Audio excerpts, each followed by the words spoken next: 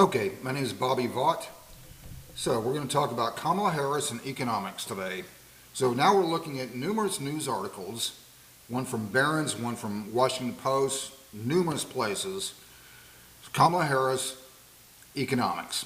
So she's talking about, she's trying to explain the inflation during the Biden administration as price gouging. Okay, so let's just, and her answer to that is, well, I guess we need to impose price controls. And she's even expressly talking about it at the grocery store. So let's just examine that for a moment here. First, about price gouging. So we know that the inflation rate prior to when Biden took office was roughly about a 2% inflation. It's starting about March of 2021, a couple of months after Biden took office, the inflation started skyrocketing, right? So in order to believe that that was due to price gouging, we would have to believe in the most wacky conspiracy theory maybe in the history of the world. I'll explain what I mean. So that would mean that every business entity, every corporation, every business in private equity, all the way down the supply chain, all got together on some clandestine meeting at Thursday night at 7 p.m. in March of 2021 and said, you know what, we weren't price gouging before, but now we're going to start. You would have to believe in the most wacky conspiracy theory ever. I mean, that is just absurd.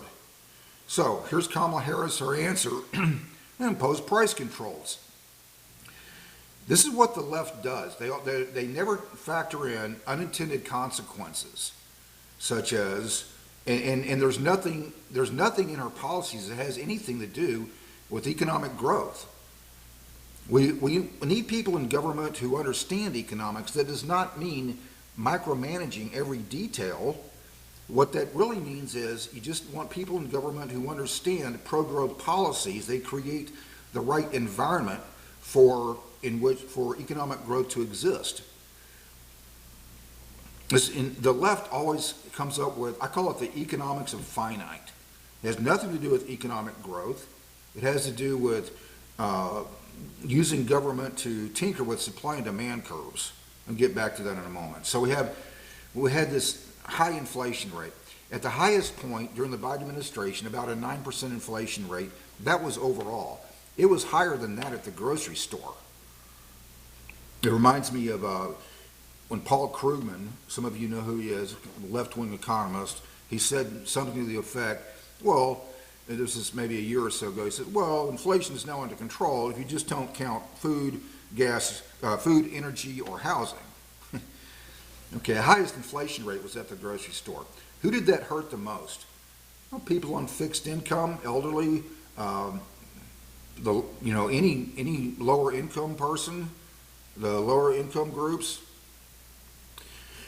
The inflation rate hurt the poor the most. Here's why: because the highest inflation rate was at the grocery store. The poor spend more of their income when measured as a percentage of their income at the grocery store. And think about it: if you make Jim makes $100,000 a year, and Fred makes $20,000 a year. Jim is not likely going to eat 5 times more than Fred does. He may spend a little bit more at the grocery store, but Fred spends a higher percentage of his income at the grocery store. When measured as a percentage of his income, Fred spends more at the grocery store than Jim does, when measured as a percentage of his income. Why? Because you have to eat. That's one of the most basic things, right? So that's who got hurt the most by the inflation. It was the poor, for reasons just explained. So now we know that the overall inflation rate, they tell us, has come back down to about 2.9%. A couple of things to understand about that. First, the inflation at the grocery store is still very high, 5% inflation rate at the grocery store. That's right now. The overall inflation rate has come down a little bit. That's something the left doesn't want to tell you. But I got that information, by the way, from the United States Department of Agriculture study. Inflation at the grocery store is still at 5%. A couple of things to understand about that. A lower inflation rate does not mean lower prices. Explain what I mean. This is the best analogy that I could think of. You're driving your car at 70 miles an hour down the highway. Your car going forward represents inflation. You see a reason ahead of you to take your foot off the gas because you need to slow down. And so the car is still going forward. Inflation, it's just at a decreasing rate. Lower inflation does not mean lower prices. And taking that a step further, that also means that the previous inflation that we saw, much higher than 9% at the grocery store, is still built into the price. We're still having to live with that. It didn't disappear. If you have an item that's $10 and then a year later, if that item is consistent with the overall inflation rates, so a year later, that 9%, that item goes from $10 to $10.90. And then if the inflation rate comes down to, let's say, 5% at the grocery store, still high, then a year later, that same item goes from $10.90 plus 5% would be roughly $11.44, I think. Is that about right? 10.9 plus 5, yeah, $11.44. Okay, so lower inflation rate does not mean lower prices. Let's just go back to Kamala Harris for a moment here. The profit margins of Kroger, that's a grocery store that we could easily find the data on because it's a publicly traded company. Other grocery stores, more in private equity, roughly about the same profit margin. Profit margin of Kroger is 1.43%. That's it. That's a razor-thin profit margin. So what's Kamala Harris's answer to that? Well, first, what is a how does that calculated? Well, the first three lines on the income statement, right? It's revenue minus costs is equal to the profit. And then you take that profit and divide that by the revenue, gives you the profit margin. So roughly, Kroger, their revenue is about 1.43% more than their cost. That's what it is. So how do I know this, by the way? Because I look at this stuff all the time. Every day, I probably spend 15, 20 hours a week analyzing various stocks. I have a series, Everything You Need to Know About Investing, with a heavy focus on the stock market. For anybody who's interested, I'll put that link in the description below. Starts the link to lesson 1, and then each lesson has a link to the next lesson to make it real easy to find. But this presentation here is more about economics than about investing, a little bit different. But in any event, so the profit margin for Kroger is 1.43%. Just think about that for a second. So revenue minus cost is the profit. Profit divided by the revenue is the profit margin. And here's Kamala Harris advocating, on the one hand, increasing corporate taxes, that's increasing the costs, and on the other hand, capping revenue. She talked about price controls. This is not the direction we want to be going in. We need to get prices under control by expanding economic growth, not by, tinkering with supply and demand curves. That's a really bad idea. Well, where's the money going to come from? Where's it going to come from? 1.43% profit margin. It's Peter Schiff. Some of you know who he is. He's a financial analyst. He understands investing and economics really well. Peter Schiff, sharp guy. No relation to that basket case Adam Schiff. So this is a little bit old, but it's still kind of funny. He went to the Democrat National Convention in 2012.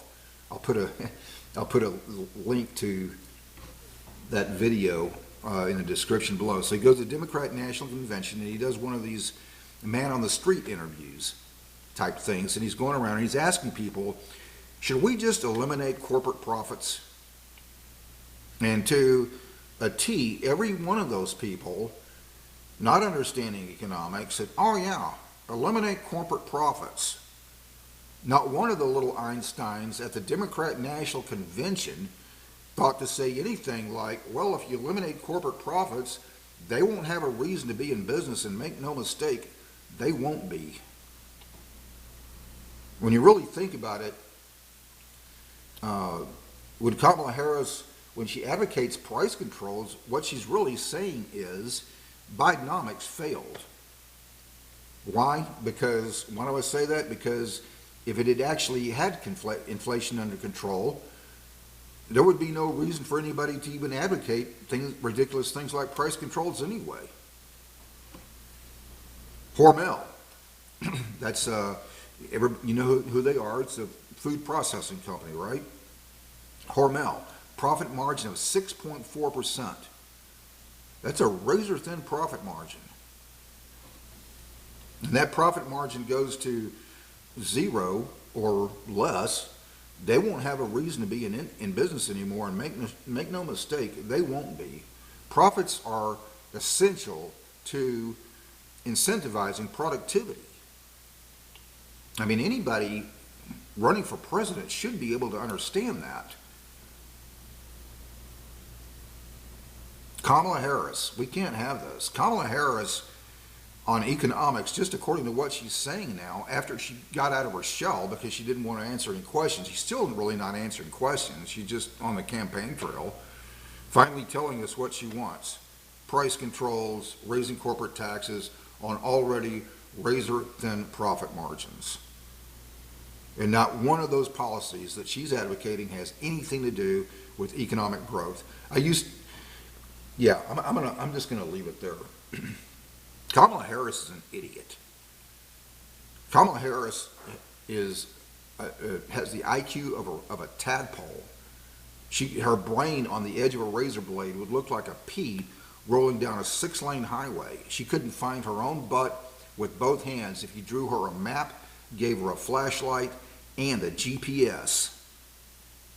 And I mean dumb, just based on what she's telling us here. You don't need the people in government micromanaging the economy. That always has unintended consequences. You need people in government who understand economics and create the right environment for economic growth. I'm just going to leave it there. Until next time,